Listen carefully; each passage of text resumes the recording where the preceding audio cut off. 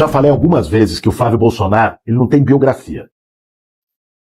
Ele tem ficha corrida. Gente, esse vídeo precisa ser compartilhado, porque olha essa bomba que saiu no Jornal Nacional. O ministro Alexandre de Moraes retirou o sigilo dos áudios, onde aparece o ex-presidente Bolsonaro falando sobre as rachadinhas do Flávio Bolsonaro. Ó, infelizmente, esse pessoal da gestão do ex-presidente Bolsonaro usava a BIM para isso. Então, a Polícia Federal retirou esses áudios do celular do ex-deputado federal Alexandre Ramagem. Alexandre Ramagem, que fugiu para os Estados Unidos. Tá caçado, tá caçado. Então fica ligado aí, porque é importante a gente compartilhar, comentar, principalmente para dar engajamento nos vídeos de criadores de conteúdos progressistas. Não esquece também de republicar. Vamos ao vídeo. O ministro do Supremo Tribunal Federal, Alexandre de Moraes, retirou o sigilo do áudio de uma reunião em que o ex-presidente Jair Bolsonaro discute o caso das rachadinhas envolvendo o filho, o senador Flávio Bolsonaro. O áudio foi gravado no dia 25 de agosto de 2020 e registra uma reunião entre o então presidente Jair Bolsonaro, o então diretor da ABIN, a Agência Brasileira de Inteligência, Alexandre Ramagem, hoje deputado federal pelo PL, o então ministro do Gabinete de Segurança Institucional, Augusto Heleno, e duas advogadas do senador Flávio Bolsonaro, também do PL. A Polícia Federal encontrou o áudio no celular apreendido de Ramagem e a existência se tornou pública na semana passada através do relatório da última fase da Operação Última Milha, em que os policiais afirmaram que a conversa foi sobre o avanço das investigações contra Flávio Bolsonaro no caso das rachadinhas. A certa altura, uma das advogadas de Flávio Bolsonaro, Juliana Bierrenbach, levanta suspeitas sobre o RIF, o relatório de inteligência financeira que originou o inquérito contra Flávio. Esse tipo de relatório é feito quando os auditores da Receita Federal fazem uma análise da movimentação financeira e podem apontar operações atípicas. Na reunião, as advogadas pedem a ajuda do Gabinete de Segurança Institucional, a quem a ABIN é subordinada, para investigar um suposto acesso ilegal aos dados de Flávio Bolsonaro na Receita. Eu fiz um pedido, geral, especialmente para o GSI, porque é um pedido de averiguação dos sistemas de inteligência que atendem à Receita Federal, mas o pedido a averiguação precisa ser feita pelo CERF. Não estou pedindo, estou trazendo hoje. As advogadas acreditavam que assim conseguiriam anular o relatório de inteligência fiscal. Se a gente conseguir provar que eles fizeram toda essa apuração e só depois eles vieram com esse RIF espontâneo e por meio dessas séries invisíveis, a gente consegue a nulidade do RIF, na verdade, a gente consegue dar do Flávio. Vocês viram aí para que eles usaram a BIM? Não, fora que eles usaram a BIM para poder monitorar jornalistas. Estão lembrados? Mas é lamentável essa situação. Por isso que nós temos que eleger o maior número de deputados e senadores progressistas. Uma coisa importante que eu vou falar para vocês. Cada estado vai ser dois senadores esse ano. Então, fica atento no senador que você vai votar. Porque os números são diferentes, tá? Tem que tomar cuidado com isso. Os números são diferentes. Porque a gente elegendo o maior número de parlamentares de esquerda esse ano no Congresso, a gente derruba o orçamento secreto do seu Eduardo Cunha e do seu Arthur Lira. Então, vamos à obra. Tamo junto. A Polícia Federal encontrou o áudio no celular apreendido de Ramagem e a existência se tornou pública na semana passada através do relatório da última fase da Operação Última Milha, em que os policiais afirmaram que a conversa foi sobre o avanço das investigações contra Flávio Bolsonaro no caso das rachadinhas, quando ele era deputado estadual no Rio. E hoje, no fim da tarde, o Supremo Tribunal Federal retirou o sigilo de todo o áudio, que tem 1 hora e 8 minutos. O ministro Alexandre de Moraes afirmou que a divulgação parcial do documento ou da gravação poderia causar prejuízos à correta informação da sociedade. A certa altura, uma das advogadas de Flávio Bolsonaro, Juliana Bierrenbach, levanta suspeitas sobre o RIF, o relatório de inteligência financeira que originou o inquérito contra Flávio. Esse tipo de relatório é feito quando os auditores da Receita Federal fazem uma análise da movimentação financeira e podem apontar operações atípicas. Na reunião, as advogadas pedem a ajuda do Gabinete de Segurança Institucional, a quem a ABIN é subordinada, para investigar um suposto acesso ilegal aos dados de Flávio Bolsonaro na Receita. Eu fiz um pedido, geral, especialmente para o GSI, porque é um pedido de averiguação dos sistemas de inteligência que atendem à Receita Federal, mas o pedido a averiguação precisa ser feita pelo CERF. Quando vocês pediram? Não estou pedindo nada, estou trazendo hoje. As advogadas acreditavam que assim conseguiriam anular o relatório de inteligência fiscal. Se a gente conseguir provar que eles fizeram toda essa apuração e só depois eles vieram com esse RIF espontâneo e por meio dessas séries invisíveis a gente consegue a nulidade do RIF, na verdade, a gente consegue dar do Flávio. Juliana Bierrenbach sugere uma apuração especial do SERPRO, o Serviço Federal de Processamento de Dados. Essa não é a prova possível de ser produzida. O SERPRO, ele produz um relatório, eu até trouxe um aqui de exemplo, que é uma apuração especial. Chama a apuração especial do SERPRO. O SERPRO consegue levantar todos os acessos que foram feitos antes do início da investigação. A advogada acredita que após a apuração do SERPRO, poderia pedir a nulidade do relatório. Porque a partir do momento que a gente tem essa apuração, uma dessa aqui, do Flávio, a gente consegue pedir a nulidade disso tudo. Nesse ponto, ela cita o risco de alguém falar que Bolsonaro estava usando a presidência para defender o filho. A grande questão é, podem falar o seguinte, que o presidente da República está querendo se utilizar da estrutura da presidência para defender o filho. Só que esse caso aqui, isso a gente descobriu, pode beneficiar de uma forma ou de outra todas as pessoas que foram atacadas. Então não dá para dizer que é uma coisa partidária, ideológica. Diante do relato das advogadas, o então diretor da ABIN, Alexandre Ramagem, sugere que o grupo procure o então secretário da Receita Federal, José Tostes. O secretário da Receita é um cara muito bom. Depois, Bolsonaro também sugere falar com o secretário da Receita. Ninguém está pedindo favor aqui. Vamos conversar com o da Receita. O ex-presidente também fala para as advogadas conversarem com Gustavo Canuto, que foi presidente da empresa de tecnologia e informações da Previdência Social, a Dataprev, e ministro do Desenvolvimento Regional na gestão Bolsonaro. É o caso do conversar com o Canuto? Sim. Um clique. Olha, ele dá um clique você consegue saber. Ele tem que manter esse troço fechadíssimo. Pegar gente confiança dele. Sozinho, o Canuto é muito eficiente. Ele começa a ver sozinho, então. Se deixar bem claro, nunca sabe alguém está levando alguma coisa, que nós não estamos procurando só o conhecimento de ninguém. Ramagem diz que está acompanhando o trabalho e que para ele o melhor caminho seria por dentro da Receita. Eu estou acompanhando bem o trabalho. É bom ver que vocês estão no caminho bom. Cuidado, tem alguns caminhos para ir, para acertar. Para construir bem.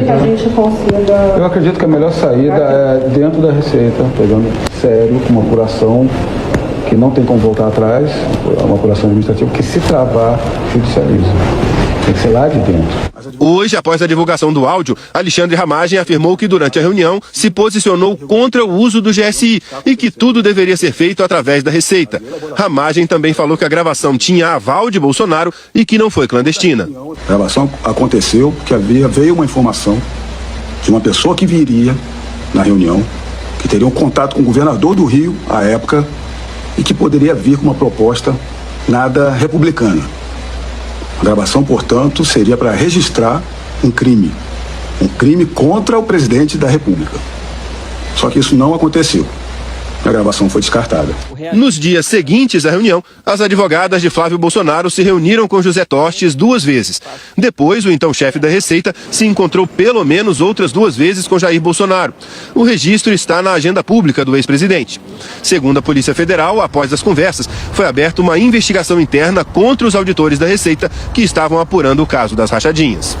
E hoje eu vou começar a abrir os arquivos e mostrar pessoas, negócios, casos suspeitos que tem ao redor dele. Primeiro arquivo, a Loterge ou as bets legalizadas do Rio de Janeiro. Todo ano, gente, cerca de R$1,5 bilhão em apostas passam por uma empresa privada no Rio de Janeiro. Quando você começar a investigar como essa empresa conseguiu esse negócio, sabe o que vai aparecer? Um amigo pessoal do Flávio Bolsonaro.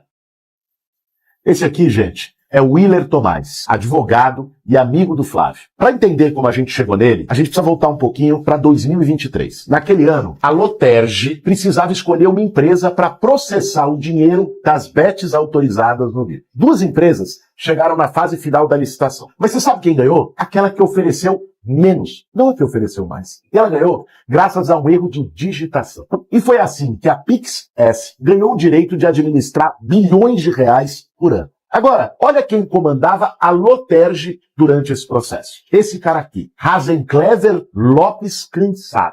O Razenclever chegou à presidência da Loterge pela indicação do Valdemar Costa Neto, presidente do PL, partido do Flávio Bolsonaro, na gestão do Cláudio Castro. E antes dele comandar a Loterge, ele havia atuado profissionalmente diversas vezes com o Willer Tomás. O mesmo Willer que a gente mostrou ali, amigo pessoal do Flávio Bolsonaro. Presta atenção. Uma licitação decidida por um erro de digitação. Um contrato que movimenta bilhões de reais. Assim que venceu a licitação, a PIX-S, ela mudou seu endereço para o Rio de Janeiro e mudou o seu nome para Rio Pag.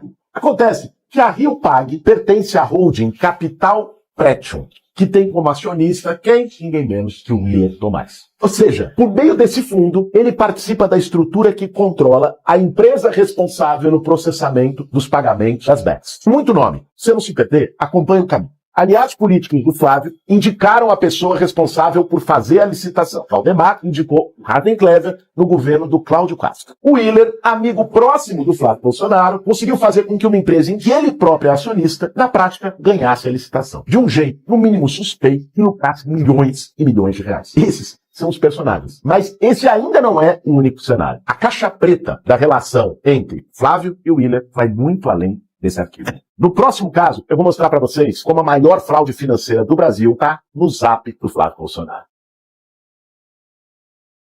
E vamos rir! O Flávio Bolsonaro entrou na justiça mandando retirar um vídeo meu em que eu digo que ele quer que o Brasil seja colônia dos Estados Unidos e que ele vai entregar o nosso petróleo e as nossas terras raras de graça para o Donald Trump.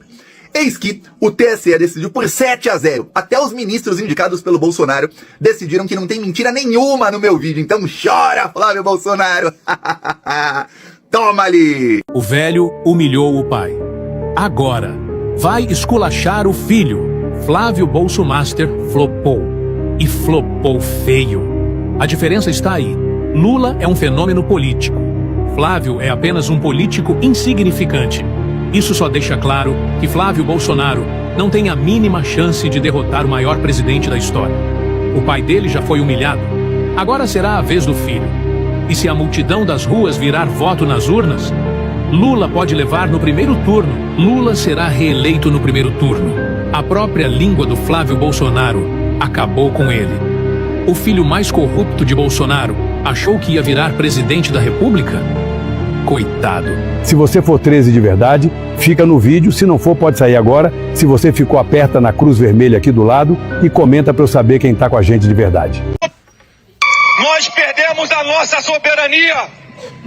Nós hoje não temos mais soberania sobre o nosso celular. Porra, assim, na moral, o Flávio Bolsonaro, como todo mundo sabe, tem dinheiro pra comprar mansão, comprar uma porrada de imóvel, tá fazendo o papel dele ridículo. Papel de político ridículo, que ele sempre fez e a família também sempre fez. Agora, você que, porra, acredita numa comparação entre a soberania nacional e furto, roubo de celular, não tô dizendo que é uma coisa pequena, não.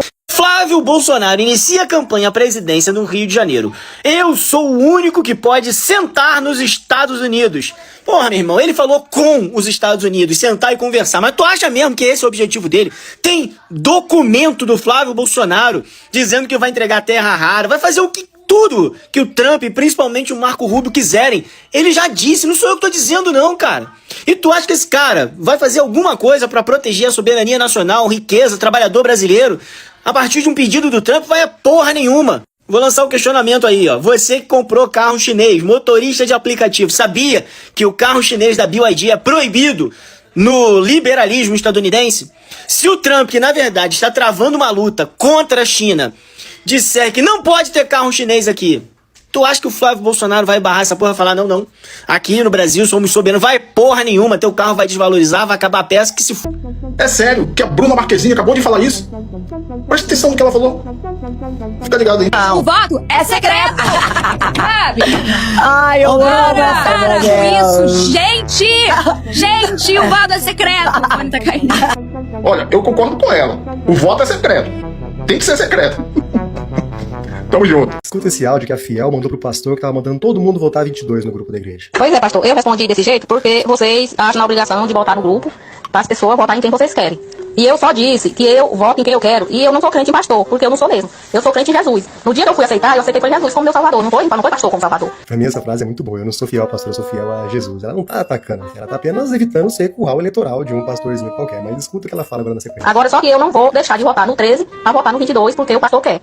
Se já que vocês não gostam da esquerda, não receba o dízimo da esquerda. Pra que vocês perguntam quando pagar o dízimo? Fulano, você é da direita ou da esquerda? Não, eu sou da esquerda. O seu dízimo é dispensado. Vocês façam isso. Aí todo mundo fica bem, viu? E o Lula, vocês têm raiva do Lula, chamam o Lula de ex-presidiário. E Jesus foi preso também. Jesus foi um preso. Morreu, mataram ele. Eu recebo os R$600.